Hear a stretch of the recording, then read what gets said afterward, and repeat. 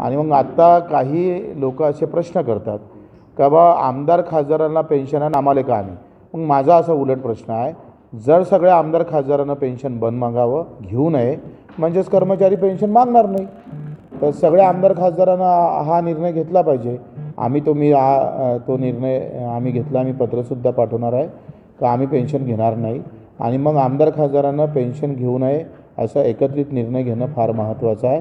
म्हणजे मग आमचे कर्मचारीसुद्धा पेन्शन मागणार नाही ना. तुम्ही पहा, जेव्हा आम्ही कर्मचारी अधिकारी आमचा आमदार खासदाराचा पगार काढतो तेव्हा महिन्याचं 6 किलो मटण पकडलं जातं, किमान काय म्हणते 8 डझन अंडे पकडल्या जाते, 4 लिटर दूध पकडल्या जाते.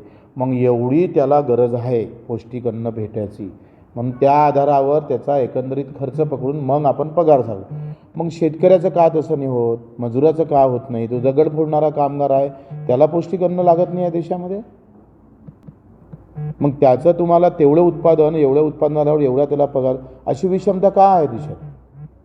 मग ज्यांना राब उन्हात काम करायचं बिचाऱ्यानं, दगडं फोडायचे, त्याला पगार किती देतो आपण? 200 रुपये 300 रुपये रोज ना. त्यानं कुठं जावं? कारण तुम्ही संघटित नाही म्हणून त्यांना काही करावं. विटाभट्टीवर काम करणाऱ्या कामगाराचे काय हाल आहे? त्यांच्या पोराला एज्युकेशन भेटलं नाही 70 वर्षामध्ये. मग एका इकडे 70,000 रुपयेवाला 1 लाखाची मागणी करतं आणि दुसऱ्या इकडे 300 रुपये मजूर घेणाऱ्या माणसाला पेन्शनही नाही, आयुष्यभर टेन्शन आहे. त्याचं काय? निर्णय व्हायचा असून सार्वत्रिक सगळेसाठी घेतला पाहिजे. ज्यांनी रस्त्यावर याचं काम थांबवायचं, कुठेतरी अडचण निर्माण करायची आणि त्यांच्यासाठी म्हणजे जो तोंड दाबन त्याच्यासाठी नाक उघडण्याची भूमिका सरकारनं घेऊ नये. घ्यायचं असं असेल तर निर्णय सगळ्यासाठी घ्यावा लागणार.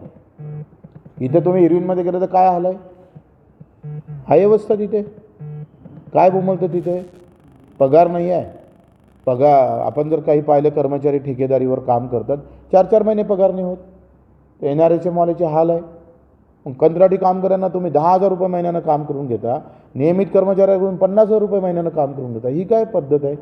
हे विषमता थांबवली पाहिजे ना.